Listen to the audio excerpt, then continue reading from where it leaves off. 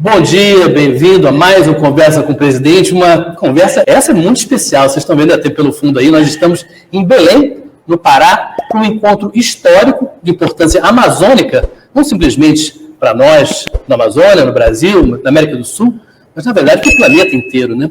Presidente, realmente é uma ocasião muito especial esse encontro, são 2 dias, hoje e amanhã, né? Com os outros 7 países que têm parte também da Amazônia. Mas antes da gente chegar e conversar do encontro em si, gostaria que o senhor falasse um pouquinho sobre esse começo da sua viagem pela Amazônia, que começou lá em Parintins, ainda na semana passada, sexta-feira, depois você esteve em Santarém, e foi uma questão de ver energia, internet. As pessoas realmente na Amazônia, muitas vezes não tem aquela coisa que a gente acha mais básica, né? Olha, primeiro, esse encontro aqui não vai começar hoje e amanhã. Esse encontro aqui ele já começou antes, porque por aqui passaram centenas e milhares de pessoas que foram discutir representando o movimento social organizado. A informação que eu tenho é que por aqui já passaram mais de 27 mil pessoas discutindo a questão do clima, discutindo a questão do desenvolvimento sustentável, discutindo a questão indígena, a questão da terra. Ou seja, esse encontro, na verdade, eu acho que é um marco. Eu, se entendo um pouco de política, poderia te dizer que a história da defesa da Amazônia, da defesa da floresta, da questão da transição ecológica, vai ter 2 momentos, antes e depois desse encontro. Porque esse encontro é a coisa mais forte já feita em defesa da questão do clima.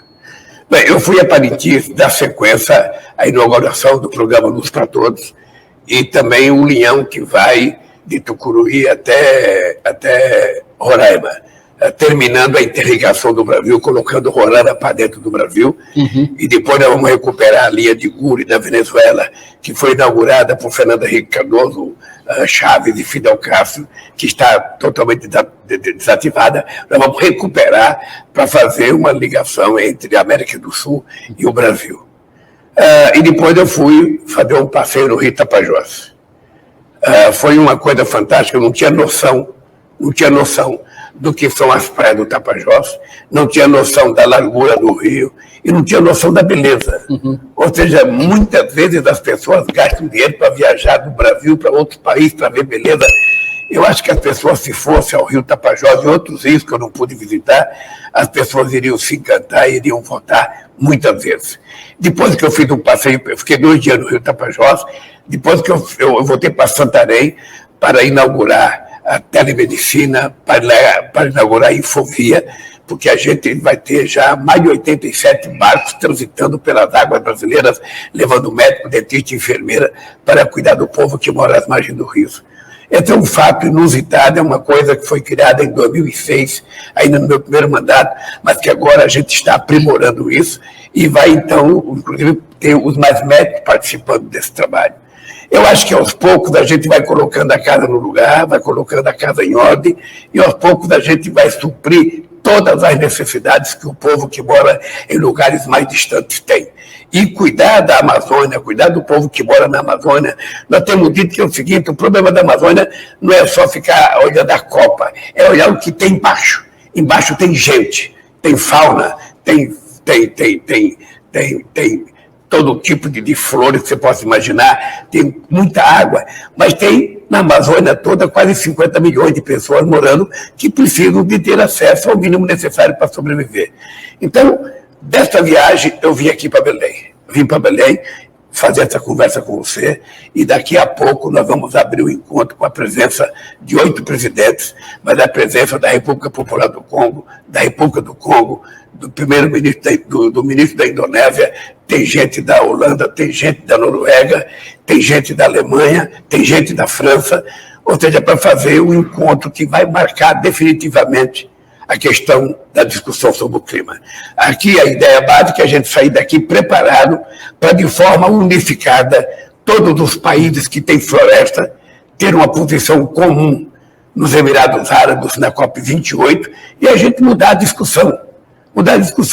E quando for 2025, todas essas pessoas que defendem a Amazônia, que falam da Amazônia, mas que não sabem o que é a Amazônia, terão o direito, o prazer de vir à Amazônia, ver de perto o que é isso que tanto encanta o mundo. Esse encanto, claramente, o senhor está dizendo aí dessas praias maravilhosas do Tapajós. Agora, para quem é pobre, muitas vezes a natureza fica distante, né? Muitas vezes a pessoa não tem acesso a um lugar bonito, a um lugar que dê para a gente, como ser humano, né? E ao mesmo tempo inserido na natureza, aquele prazer da sombra da árvore, da flor, da água, do rio, enfim. Foi muito diferente para o senhor. Quando o senhor era pequeno, o que era natureza? O que natureza entrou na sua vida? Não era nada. Não era nada. O maior divertimento que eu tinha quando eu tinha 7 anos era catar tanajura. Sabe, quando chovia, a gente ia ficar pegando tanajura para comer tanajura. Você não sabe o que é tanajura, sabe? Sim, aquela formiga. A gente pegava, fritava e comia. Aquilo era uma coisa extraordinária. Mas a gente não tem noção. A verdade é que as pessoas que moram, sabe, na Amazônia, tem muita gente pobre, muita gente que vive de pesca, muita gente que vive de caça, muita gente que vive, sabe, de trabalho manual, trabalho artesanal. Tem muita gente que vive trabalhando, colhendo castanha, colhendo, sabe, coco, fazendo qualquer coisa. Agora, são pessoas pobres, mas são pessoas que vivem num mundo muito melhor do que o mundo que a gente vive num grande centro urbano, apinhado de gente de carro. O dado concreto é que é preciso levar a essas pessoas as oportunidades de estudar, de ter acesso à educação, essas pessoas ter acesso ao lazer, essas pessoas ter acesso a uma boa qualidade de saúde. E é para isso que a gente foi fazer essa inauguração do Parque Escola, que é uma coisa excepcional. Eu, particularmente, estou convencido de que é preciso o Brasil conhecer essas coisas para que a gente possa se contrapor à destruição. Ou seja, não é possível alguém imaginar que é possível fazer garimpo perto do rio Tapajós, de que é possível poluir aquela água, de que é possível jogar mercúrio. Não é possível. As pessoas têm que saber que é proibido fazer isso e que não pode fazer isso. As pessoas têm que saber disso. Então, nós vamos trabalhar com muita força. Eu vou ter de lá com muito mais vontade de falar o seguinte: olha, a árvore em pé, os rios limpos, é uma necessidade da população, sabe, que mora nessa região e da população que mora a milhares de quilômetros de distância. Porque nós temos o direito de cuidar, preservar, compartilhar com os outros e não podemos permitir que haja destruição. Por isso é que nós vamos ter mais Polícia Federal, vamos ter mais Forças Armadas cuidando das nossas fronteiras, combatendo o narcotráfico, combatendo o garimpo ilegal, combatendo os madeireiros ilegais. Ou seja, quem quiser trabalhar com madeira, faça uma plantação de madeira, compre uns alqueires de terra degradada e planta o que quiser e corta e faz o que quiser. O que não dá é para você permitir que as pessoas destruam aquilo que não é deles. O cidadão invade uma floresta e vai cortando as coisas sem pedir licença, vai garimpando sem pedir licença, vai pegando minério sem pedir licença. Não é possível. Isso tem que acabar e ninguém venha dizer que é radicalismo, não. Isso é defesa da floresta, defesa da Amazônia, defesa do planeta e defesa do nosso direito de respirar ar puro e beber água limpa. Presidente, o senhor está falando muito das pessoas que moram aqui, né, que vivem e que sobrevivem muitas vezes aqui. E a gente tem uma pergunta naquele quadro da gente, no Povo Quer Saber, para o senhor, é uma pessoa aqui dessa região também, do Maranhão, e que fala exatamente em nome dessas pessoas que querem se organizar, porque a gente viu aqui nesses diálogos amazônicos tanta gente querendo participar também e passar a sua mensagem para os líderes que começam o seu encontro. Eu vou dar aqui para você dar uma olhada agora.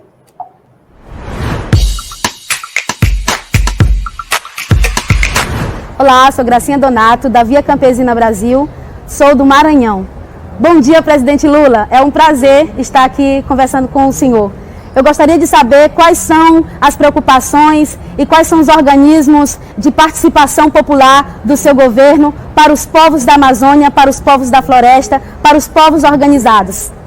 Olha, Gracinha, o que não falta, na verdade, é lugar para a participação do movimento popular. Primeiro porque nós temos o Ministério do Meio Ambiente que cuida de tudo aquilo que se fala do clima, tudo aquilo que se fala de floresta, tudo aquilo que se fala, sabe, de água.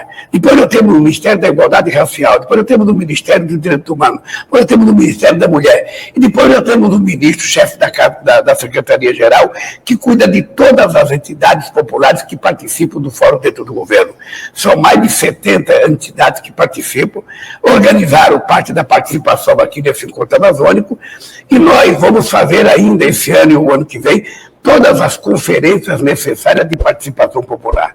O que nós queremos é que o povo esteja cada vez mais organizado, cada vez mais participativo, para que a gente não veja a destruição que aconteceu nesse país. Nós passamos 13 anos construindo coisas e em apenas 4 anos eles conseguiram demolir e destruir tudo que a gente fez. Agora a gente já reconstruiu as coisas que nós tínhamos que reconstruir, que significava inclusão social, que significava preservação do ambiente. Eu vou dar um dado para você, Gracinha. Só o IBAMA tinha 1.700 pessoas quando eu era presidente da República.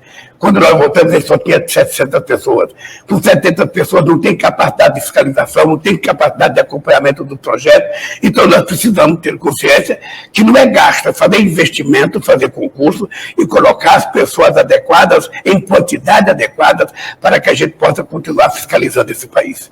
E o movimento popular, para nós, ele será a vanguarda e o instrumento da execução das nossas políticas públicas. Por isso, Garcia, você vai ter muito mais serviço do que você imaginava, porque vai ter muita coisa para o movimento popular fazer no Brasil para que a gente possa construir os alicerces da democracia nesse país. Presidente, uma das dificuldades históricas, né, sobre a conversa de meio ambiente é que muitas vezes as pessoas mais pobres se sentiam distantes desse tema, né?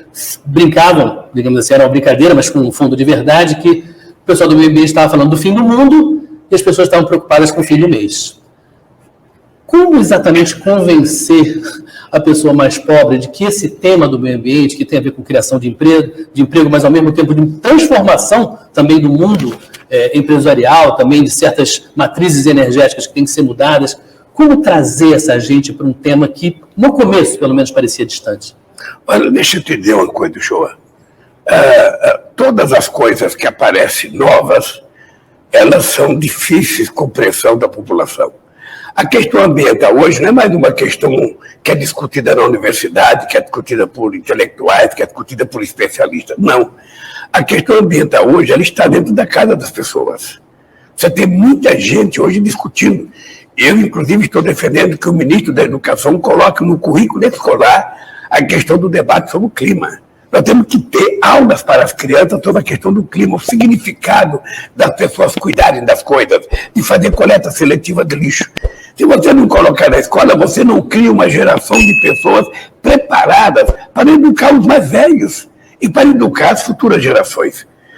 Nós vamos colocar no currículo escolar. Essa é uma discussão que eu vou fazer com o ministro Camilo, para ele fazer junto ao pessoal da educação, porque eu acho fundamental. E a questão do clima hoje não é mais uma coisa trivial, não é mais uma coisa de gente que é lunático. Não, a questão do clima hoje é uma coisa muito séria. Nós estamos vendo chover demais onde nunca choveu, sabe? Chover pouco onde chovia muito. Nós estamos vendo aumentando as queimadas em todo lugar. E nós vamos ter que trabalhar com muito mais força, com muito mais carinho, com muito mais esforço, para que a sociedade aprenda a se cuidar. Nós não temos o direito de continuarmos a ser o único animal do planeta Terra a destruir o celular. Porque a questão é muito séria. Nós temos ilhas que podem desaparecer. Nós estamos vendo aqui no Brasil mesmo, a gente vê o mar avançar nas praias de Boa Viagem, Recife e Olinda. Essas chuvas horrorosas, né? Chuva, furacão, que a gente não tinha experiência aqui no Brasil. Então nós temos que cuidar. E nesse aspecto é que entra a Amazônia. Se a Amazônia é importante para a questão da água, se a Amazônia é importante para a questão do ar, se a Amazônia é importante para a questão de descarbonização do planeta Terra, nós temos que utilizar a Amazônia para isso. Embora o Brasil seja soberano, o Brasil precisa compartilhar do ponto de vista da ciência com o mundo que quer estudar, que quer investir para que a gente possa cuidar da Amazônia, gerando emprego, gerando oportunidade. Eu não trabalho com a ideia de ver a Amazônia ser um santuário da humanidade. Eu quero que a Amazônia seja um lugar em que o mundo tire proveito para poder experimentar a riqueza da nossa biodiversidade, para a gente saber o que a gente pode fazer a partir dessa riqueza da biodiversidade. Então, não tem outro jeito senão compartilhar com o mundo. Cientistas do mundo inteiro serão convidados a participar, mas nós precisamos primeiro valorizar os cientistas brasileiros, os institutos que já cuidam disso aqui no Brasil, que muitas vezes não tem nem dinheiro para fazer as pesquisas corretas. Então, a partir desse encontro, as coisas vão mudar.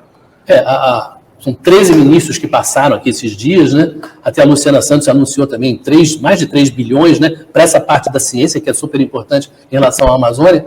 Agora, se a gente lembrar bem, 50 anos atrás, o mundo tinha essa crise do petróleo e criou a OPEP, né, que era a organização que juntava todos os principais produtores de petróleo. De certa maneira, esse encontro pode também ser um divisor de águas no sentido de criar a OPEP das florestas, no sentido de a gente transformar isso num ativo financeiro, porque, obviamente, para ajudar o desenvolvimento da região, precisa os ricos pagarem também, né? Olha, eu acho que pode.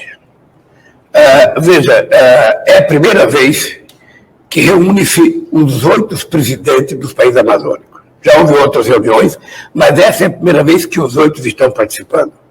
Mais 2 países africanos e mais um país asiático, que é a Indonésia. E a gente pode juntar mais gente para fazer essa discussão. Na medida em que o mundo desenvolvido, que já destruiu a sua floresta, que já destruiu aquilo que eles tinham, sabe, no passado, valoriza a floresta, nós precisamos, então, cobrar deles recursos para que haja investimento e cobrar a participação científica deles, porque nós não sabemos o que a gente pode utilizar na indústria de fármaco aqui na floresta amazônica. A gente não tem noção do que a gente pode utilizar na indústria de comércio, de cosmético, ou seja, falar da palavra desenvolvimento, você tem que colocar a palavra sustentável junto, porque você não pode ter nenhum modelo de desenvolvimento que signifique destruir uma árvore. Você tem que mostrar à humanidade que preservar a árvore, preservar a floresta, preservar a água é uma necessidade de sobrevivência humana, não é radicalismo, não é imbecilidade, não é uma coisa menor de alguém, sabe, que está inventando essa história, é a pura realidade. Não é ser radical, é ser racional, né? Está mudando. O mundo está mudando. Nós estamos vendo a temperatura sendo a mais quente da história da humanidade, ou seja, então nós precisamos cuidar disso. E nós temos chance. O Brasil pode ter liderança. O Brasil tem gente muito competente. O Brasil é um país que já fez isso. No outro mandato, nós chegamos a preservar, a diminuir o desmatamento em 83%. A gente reduziu a emissão de gás efeito estufa em 36,6%. A gente pode fazer muito mais. Ontem, por exemplo, eu fui na inauguração da Infovia, eu vi um número lá. A ligação da Infovia, sabe, de Santarém a Belém, a Manaus, pelo Rio, ela está evitando que a gente faça as torres. E se a gente fosse fazer por torres, levando fio, a gente teria que derrubar 58 milhões de árvores. Então você veja o que você ganha na preservação ambiental. Essas coisas que o Brasil faz, que dá ao Brasil muita credibilidade a nível internacional. Então, o que nós precisamos é fazer com que a nossa ministra do Meio Ambiente, a companheira Marina, sabe, visite mais o mundo, fale mais do Brasil, traga mais gente aqui para conhecer o Brasil, para visitar o Brasil, para ver as coisas de perto, sabe? Para a gente poder mostrar que nós não estamos brincando nisso. Quando eu acertei com o Favudino que a gente ia colocar a Polícia Federal para tomar conta disso, é porque nós vamos colocar mais policiais, fazer mais concursos, senão você não combate o crime organizado. Você não combate o narcotráfico. Essa gente estão por aí matando índio, matando ribeirinho, matando seringueiro, matando as pessoas que trabalham com extrativismo. Ou seja, então nós precisamos cuidar. Não é só porque o território é nosso, é porque é importante preservar a Amazônia para a manutenção da espécie humana. Isso que é a verdade. Essa sensação de urgência, né, na verdade, é antiga, porque a gente, lembrando bem, em 92, talvez o primeiro grande encontro, teve em 72, mas o grande encontro com líderes de Estado, primeiro que falou do meio ambiente, foi de 92 no Rio de Janeiro, era a Eco 92. Né? E naquela época já se falava, não, em 2000, em 2010 a gente vai fazer. E o tempo foi passando, e vários cientistas já falaram, não. E aí você vê a China falando em 2060, você vê o Biden falando em 2050. A gente tem esse tempo todo? Não parece, né? O que é participação popular? Acabei de receber aqui uma carta de uma pessoa, na verdade é um bilhete da companheira Marina, que ela diz o seguinte: mesmo só com 700 fiscais, já alcançamos uma redução de 42% no desmatamento da Amazônia. Sim, isso é participação popular direta. Deixa eu falar uma coisa. Esse encontro, quando o governador do Pará foi a Brasília sugerir para mim que a gente fizesse aqui no estado do Pará, eu achei a ideia extraordinária e o mundo se convenceu muito rapidamente, de que todas as COP, o pessoal fala da Amazônia. Eu falei, então por que não fazer uma COP na Amazônia? Por que não levar o debate sobre o clima para a Amazônia para as pessoas verem? Para eles conhecerem até um mosquito chamado carapanã, quando começar a picar, para eles saberem como é que o povo daqui vive. Conhecer o povo, não é só conhecer a floresta. Essas pessoas precisam conhecer a grandiosidade do Rio Amazonas, do Rio Tapajós e de outros rios que tem, porque eu fiquei assustado quando me disseram que o Rio Tapajós tem um lugar que tem até 36 quilômetros de largura. Isso é um rio maior que qualquer mar aí em outro lugar do mundo. Então, eu acho que o que nós queremos fazer é o seguinte, para os países ricos, eles acham que tudo se resolve prometendo dinheiro. E não é só dinheiro. O que nós queremos é participação, sabe, científica. O que nós queremos é contribuição. O que nós queremos é poder ter os recursos necessários para salvar uma espécie que está morando ali na Amazônia, que são ribeirinhos, que são pescadores, que são extrativistas, que são indígenas, que são quilombolas. Essa gente, nós precisamos salvar e dar a eles sentido de vida, sabe, de qualidade. O cara não quer viver, sabe, de esmola. O cara não quer viver só comendo um peixe, não. O cara quer comer outras coisas. O cara quer se vestir bem. O cara quer passear. O cara quer ter um televisor. O cara quer ter uma geladeira. E nós precisamos garantir que ele tenha isso. O país tem que ter emprego. O país tem que ter cuidado do Estado, do município, do Estado e da União. E nós estamos construindo essa parceria que eu acho fantástica. É por isso que eu tenho certeza que a discussão sobre a questão da Amazônia será medida a partir de agora, entre antes e depois desse encontro.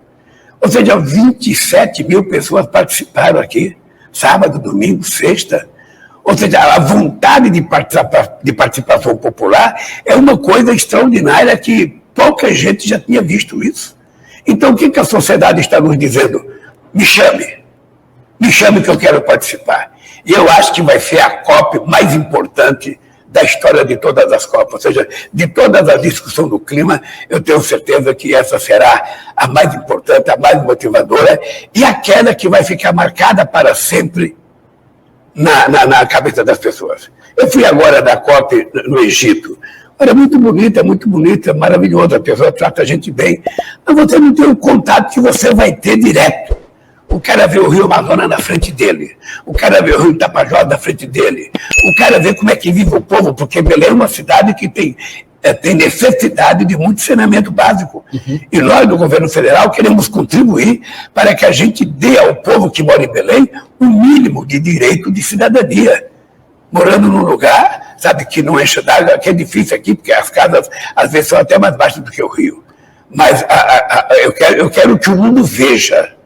A gente não vai esconder as casas, a gente não vai demolir as casas para o mundo ver, não. Nós queremos que o mundo veja como é que a gente vive, como é que é a Amazônia, como é que vive o povo. E daqui, eu espero que a gente tenha condições de colocar condições básicas à disposição para quem quiser passear, para quem quiser visitar.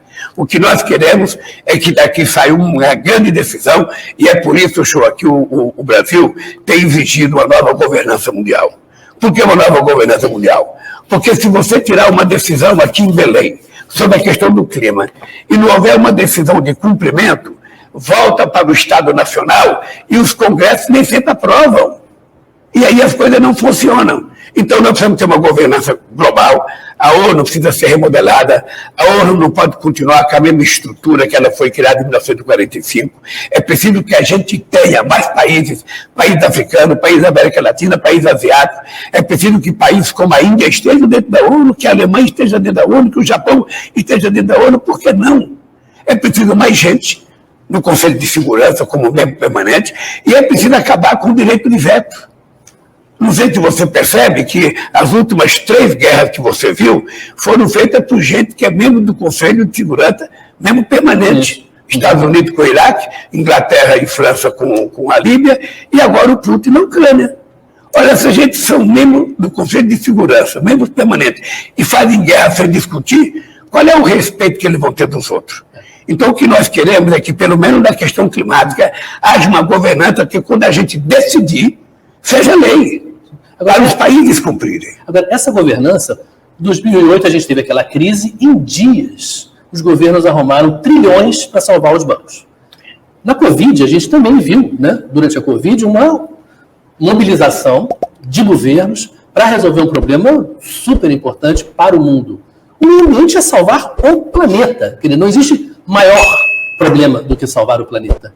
Agora, essa urgência a gente não tem visto. Não tem visto. O senhor tem realmente cobrado, mas... Você sabe quanto foi gasto nas guerras nos últimos tempos? 2,220 bilhões de reais. Só para comprar arma, né? Só para comprar arma. Enquanto isso, nós temos, segundo a FAO, 735 milhões de pessoas passando fome. Enquanto isso, nós temos milhões de desempregados. Esse dinheiro poderia estar circulando na mão do povo mais humilde, gerando pequenos consumidores que iriam gerar mais emprego, surgimento de mais fábricas, mais produção, mais salário, mais desenvolvimento, e tudo isso cuidando do meio ambiente. Por que esse dinheiro não é aplicado? O dinheiro existe. O dinheiro existe. O Biden, quando aconteceu aqui do Covid, os Estados Unidos arrumou 5 trilhões. O Banco Central da União Europeia arrumou 700 bilhões de euros, sabe, de um dia para o outro. Então, o dinheiro existe, o que precisa é que esse dinheiro seja colocado a serviço de melhorar a vida da humanidade, de cuidar do clima, de preservação ambiental e não de destruição. Qual é a ajuda que uma guerra pode dar para a questão do clima? Nenhuma. Nenhuma. Ou seja, então, nós precisamos convencer os líderes disso. É por isso que cada conversa que eu estou tendo com cada líder, eu estou pedindo para eles comparecerem, sabe, nos Emirados Árabes. Vai ser no final do ano, é bom que apareça o Biden, é bom que apareça a Alemanha, a França, a Inglaterra, é bom que apareça, sabe, a China, todo mundo. Para que quando tirar o documento, todo mundo seja responsável por aquele documento. Porque senão você vai representante da China, representante não sei de quem, representante. E aí toma uma decisão que ninguém cumpre. Então é preciso mais seriedade. Eu lembro que na COP 15 em Copenhague, se dizia muito que a Europa iria em 2020 ter 10% de etanol na gasolina. Mais de 90 empresários vieram visitar o Brasil na perspectiva de produzir etanol para exportar para a Europa. Não aconteceu nada. Eu lembro que o Japão queria 3% de etanol na gasolina. Não aconteceu nada. Ora, essa gente precisa ter em conta, sabe, que a responsabilidade de cuidar do planeta não é só do Brasil, que tem a Amazônia, que tem o Cerrado, que tem o Pantanal, que tem a Caatinga, não, que tem a Floresta Atlântica. A responsabilidade é de todos. Se eles já destruíram para se industrializar, eles agora têm uma dívida do passado que é preciso repor para ajudar os países que ainda podem fazer manutenção da floresta. Aqui no Brasil, eu digo todo o discurso meu, nós temos quase 40 milhões de hectares de terra degradada. Não precisa derrubar uma árvore para aumentar a produção de soja, de milho, para criar gado. Não precisa. É só recuperar essa terra degradada. Ah, mas o cidadão é madeireiro, ele fabrica móveis, ele exporta para a Itália, ele exporta para a Espanha. Tudo bem. Esse cidadão que é madeireiro, que gosta de exportar madeira, ele faz uma fazenda, planta o que ele quiser. Se ele quiser plantar móvel, se ele quiser plantar jacarandá, se ele quiser plantar seringueira, ele planta o que ele quiser. E quando tiver no ponto, ele pode cortar o tanto que ele quiser. O que não pode é mexer naquilo que não é dele. Você tem uma árvore de 300 anos que a natureza nos deu. O cidadão chega lá, pega uma motosserra ou pega uma marca dessa, derruba a árvore daquela para ele. Para ele ganhar dinheiro às custas de uma coisa que não é dele. E vai jogando fora e destruindo o patrimônio ambiental da humanidade. Então, meu caro, isso vai mudar, precisa mudar. Não é precisa mudar porque o governo Lula quer, porque a Marina quer, não. Vai mudar porque o mundo exige que mude, porque a espécie humana precisa sobreviver. É isso que vai acontecer. A gente está vendo todo dia surgir uma praga nova, surgir uma doença nova. Sabe, nós precisamos tomar cuidado que isso é pela mudança do clima. É pela mudança, então nós temos que cuidar enquanto é tempo. Eu acho que a minha obrigação é dizer para todo mundo, o Brasil fará a sua parte. O Brasil cumprirá aquilo que nós prometemos durante a campanha. até 2030 nós teremos desmatamento zero nesse país. E não vamos fazer uma coisa na marra, não. Eu já falei para a Marina, nós temos que chamar todos os prefeitos e governadores que estão dentro da floresta, dentro da Amazônia Legal, e ter uma discussão, compartilhar com eles uma solução. Nós não queremos ficar xingando o prefeito, multando o prefeito, não. Nós queremos dizer, olha, se você cuidar direito, se houver menos desmatamento, se houver menos queimada, a sua prefeitura vai ter um prêmio por isso. Um prêmio vai ser, sabe, quem sabe, mais benefício para o povo da sua cidade, um pouquinho mais de recurso. Quem sabe assim a gente consiga ter todos os prefeitos como aliados para a gente evitar que os chamados bandidos façam as queimadas e que façam, sabe, as queimadas e as derrubadas que eles fazem todo santo ano. Então, isso é possível acabar. Então, esse compromisso nós assumimos publicamente em 2000 na COP do Egito, e eu acho que nós temos que repetir esse discurso sempre. Nós agora estamos lançando o PAC, é um programa de desenvolvimento, e dentro desse programa de desenvolvimento tem a questão da transição energética, transição ecológica, transição climática, transição de tudo que você pode imaginar. E nós queremos apresentar para o mundo. Nós queremos apresentar para o mundo, olha, o Brasil vai ser assim. O Brasil quer ser assim. E o Brasil está convidando vocês para serem parceiros. Querem participar? Querem fazer investimento? Sejam bem-vindos. É assim que o Brasil vai dar a volta por cima. Obrigado, presidente Lula. Gente, a entrevista está ótima, mas tem que trabalhar. Daqui a pouquinho vai começar o encontro com os presidentes da América do Sul, dos países que vieram também participar dessa cúpula da Amazônia. E, claro, da Prefeitura até o planeta, a importância é enorme. Esse programa você pode ver ao vivo, mas pode ver também nas redes sociais, no Spotify agora também. Quer dizer, tem todas as opções de você poder ouvir as propostas do presidente Lula. Presidente, muito obrigado. Aliás, um recadinho, programa na semana que vem, na segunda-feira, porque na terça-feira tem a posse do presidente do Paraguai e a agenda lá é muito lotada. Enfim, então a gente vai fazer na segunda-feira o programa. Show, apenas um dado para terminar esse programa. Eu quero que a sociedade brasileira, dos especialistas, dos cientistas, se engajem nessa luta na questão do clima. É importante que todo mundo que tem interesse fale, escreva, publique alguma coisa, mande mensagem para o governo, sabe? Participe de debate na sua universidade, na sua escola, na sua cidade. Não é um problema só do governo, é um problema da humanidade, daqueles que vivem na floresta e querem compartilhar essa floresta com o restante do mundo. Né? As pessoas sabem o seguinte, a Amazônia é um território soberano do Brasil. Tem um território soberano da Bolívia, do Equador, do Peru, da Venezuela, da Colômbia, da Guiana, do Suriname, da Guiana Francesa. Mas o território soberano do Brasil não estará fechado à ciência do mundo inteiro que quiser compartilhar conosco. Pesquisa para a gente conhecer uma riqueza incomensurável que nem nós temos dimensão de como ela é. Esse convite eu queria fazer para você. Se você tem alguma ideia, pensa, tem alguma sugestão, não fique com ela para você. Tire da sua cabeça e coloque ela para o mundo discutir. Discutir coisa boa, porque o ódio nós já derrotamos. O fascismo nós já derrotamos. Agora é preciso derrotar as sequelas do fascismo que foi derrotada no golpe de janeiro de 2008, do dia 8 de janeiro. Então agora é só reconstruir o Brasil. Reconstruir o Brasil pensando na qualidade de vida do povo brasileiro e na qualidade de vida da humanidade. Um abraço e o show. Obrigado, presidente. Obrigado, querido.